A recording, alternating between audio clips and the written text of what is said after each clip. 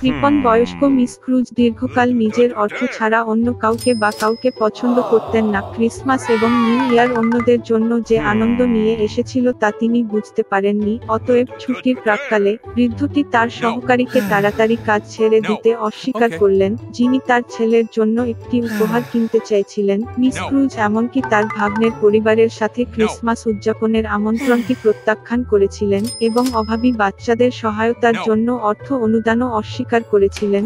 সন্ধ্যার দিকে বৃদ্ধ লোকটি অফিস বন্ধ করে বাড়িতে চলে যায় এবং তারপরে তার শোবার ঘরে অদ্ভুত জিনিসগুলি ঘটতে শুরু করে। কোথাও থেকে বাতাস বইছিল, বজ্রধ্বনি হচ্ছিল। হঠাৎ তার ক্রিসমাসের প্রেতাত্মা শেষ ক্রিসমাসে মারা গিয়েছিল। ফ্রন্ট মিস ক্রুজ খুব ভয় পেয়েছিল এবং বুঝতে পারছিল না কি হচ্ছে। স্পিরিট বলেছিল যে মৃত্যুর পরে তাকে তার জীবদ্দশায় ভালো কাজ না করার এবং লোকদের সহায়তা না করার জন্য শাস্তি দেওয়া হয়েছিল। তিনি চাননি যে বুড়ো মানুষটি একটি পরিণতি ভোগ করবে, তাই তিনি স্ক্রুজকে সতর্ক করেছিলেন যে আরো 3টি ভূত শীঘ্রই তার সাথে দেখা করবে। এই কথার পরে আত্মা অদৃশ্য হয়ে গেল।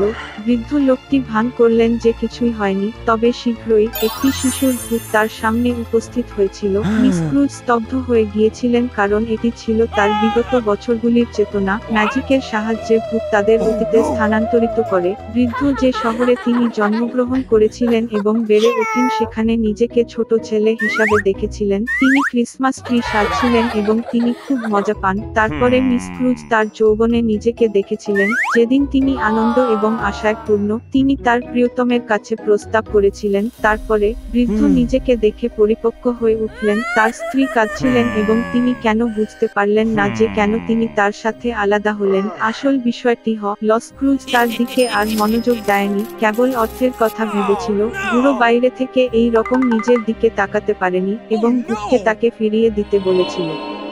আত্মা অবশেষে অদৃশ্য হয়ে গেল, তবে তার জায়গায় আরো একটি ভূত উপস্থিত হয়েছিল। বড়দিনের আগের দিন তিনি স্ক্রুজকে তার সহকারীদের বাড়িতে নিয়ে যান। পুরো পরিবারটি একটি দুর্বল টেবিলে বসেছিল। বৃদ্ধ লোকটি নিশ্চিত ছিল যে তারা সকলেই তাকে ঘৃণা করে, তবে তিনি নিশ্চিত হয়েছিলেন যে এটি এমন ছিল না। সহযোগী মিস ক্রুজের স্বাস্থ্যের জন্য একটি টোস্ট অফার করেছিলেন এবং তার স্ত্রী খুব স্বেচ্ছায় টোস্টে যোগ দিয়েছিলেন। এবং তখন বৃদ্ধ লোকটি লক্ষ্য করলেন যে তার সহকারীটির পুত্র অসুস্থ। স্ক্রুজ সন্তানের জন্য দুঃখিত এবং তার আচরণের জন্য লজ্জা পেয়েছিল। অতঃপর ভূত বৃদ্ধাকে তার ভাগ্নির বাড়িতে নিয়ে গেল। তার পুরো পরিবার ছুটির দিনে খুশি ছিল। সবচেয়ে বড় কথা, তারা মিস ক্রুজের জন্য টেবিলে একটি আসন রেখেছিলেন। বৃদ্ধটি এটি দেখার আশা করেনি। তিনি সর্বদা ভাবেন যে পুরো পরিবার তাকে ঘৃণা করে।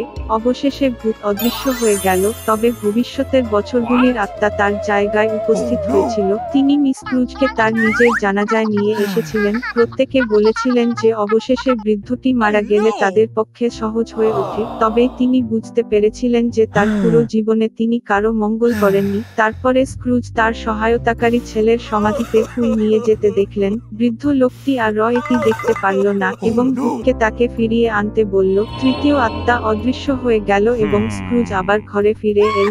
বৃদ্ধটি অবশেষে আরো ভালো জন্য পরিবর্তন করার সিদ্ধান্ত নিয়েছে। ভাগ্যক্রমে তিনি দেখতে পেলেন যে সময়টি কয়েক ঘন্টা ফিরে গেছে। মিস ক্রুজ 1 মিনিট নষ্ট করার সিদ্ধান্ত নিলেন। তার তখনও সমস্ত কিছু পরিবর্তনের সময় ছিল।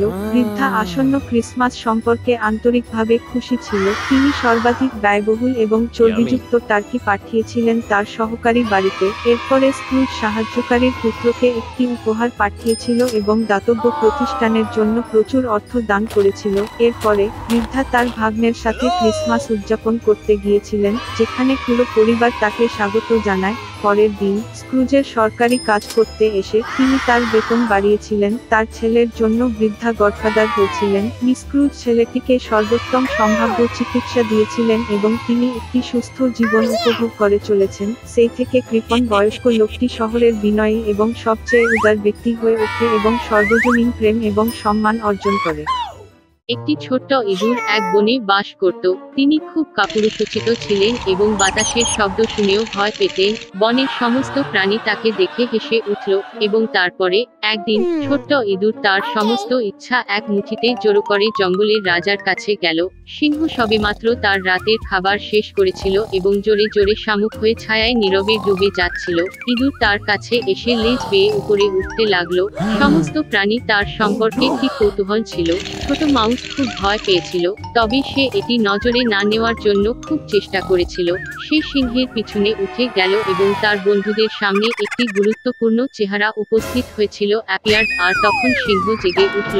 একটি আন্দোলনের সাথে সাথে তিনি মাউসটি মাটিতে ফেলে দিয়েছিলেন এবং মেনাক্রোলিভ করে বিকাশ করেছিলেন। অন্য সমস্ত প্রাণী খুব উত্তেজিত ছিল, তারা ভেবেছিল সিংহ মাউসটি গ্রাস করতে চলেছে, তবে পরিবর্তে সিংহ জিজ্ঞাসা করলেন তিনি তার পিঠে কি করছেন। তার সমস্ত ইচ্ছাকে মুষ্টিতে সংগ্রহ করে ইঁদুর জঙ্গলের বাদশাকে তাকে তার ডানার নিচে নিয়ে যেতে বললেন, যাতে সে আর কারো বা কিছুতেই ভয় পায় না, কারণ তিনি ছিলেন বনের সবচেয়ে কাপুরুষোচিত প্রাণী, এবং বিনিময়ে তিনি তার সাহায্যের প্রস্তাব দিয়েছিলেন। সিংহ নিঃশব্দে মাউসের কথা শুনল, তবে তিনি বুঝতে পারেননি একটি ছোট মাউস কিভাবে একটি বৃহৎ এবং শক্তিশালী সিংহকে সাহায্য করতে পারে। প্রথমে সে হেসেছিল এবং তারপরে জোরে গর্জন করে ওই অন্ধ লোকটিকে তাড়িয়ে দেয়। মাউস তাৎক্ষণিকভাবে পালিয়ে গেল, আনন্দিত যে সিংহ তাকে খাবে না। অন্যান্য সমস্ত প্রাণী তার পিছনে ছুটল। কিছু সময় কেটে গেছে, সিংহ ক্ষুধার্ত হয়ে শিকারে গেল, কিন্তু শিকারীদের দ্বারা নির্ধারিত ফাঁদটি তিনি লক্ষ্য করেননি এবং তাতে পড়ে গেলেন। পশুর রাজা বাতাসে ঝুলন্ত শিকারের জালে ধরা পড়ল। তিনি এ থেকে বেরিয়ে আসার চেষ্টা করেছিলেন, কিন্তু তা করতে পারেননি। আর যেহেতু সিংহটি জঙ্গলের রাজা ছিল, তাই সে সাহায্যের জন্য চিৎকার করতে নিজেকে আনতে পারেনি। এছাড়া শিকারীরা তার কথা শুনতে পেত। প্রাণীগুলি সিংহটিকে দেখেছিল, কিন্তু কেউ তার কাছে আসতে সাহস করেছিল না, এবং সিংহ ভাগ্যকে বিশ্বাস করার সিদ্ধান্ত নিয়েছে, কিছুই না করে। দুর্ঘটনাক্রমে বেশ একটি ছোট মাউসটি কাছাকাছি ছিল। জালে পশুর রাজা দেখে তিনি তাকে সাহায্য করার সিদ্ধান্ত নিলেন। মাউস সিংহের দীর্ঘ লেজ উপরে উঠেছিল এবং এটি জালে পৌঁছে এটি দেখে কুঁচকে যেতে শুরু করে। কিছুক্ষণ পরে জন্তুগুলির একটি পুরো ভিড় জালের কাছে জড়ো হয়েছিল। কি ঘটছে তা দেখা সবার জন্য আকর্ষণীয় ছিল। হঠাৎ দূরে কোথাও শিকারীদের কান্নার শব্দ শোনা গেল। প্রাণীগুলি খুব ভয় পেয়ে বনের দিকে পালিয়ে গেল, কিন্তু মাউস জেদ করে যেতে লাগলো। শেষ পর্যন্ত জালটি ভেঙে যায় এবং সিংহ নিজেকে এ থেকে মুক্তি দেয়। বার না ভেবে মাউস তার পিঠে উঠে গেল এবং তারা পালিয়ে গেল।